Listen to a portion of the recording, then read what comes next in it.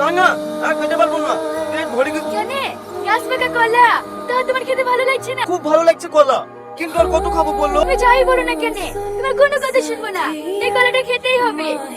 ঠিক আছে তাহলে দেও।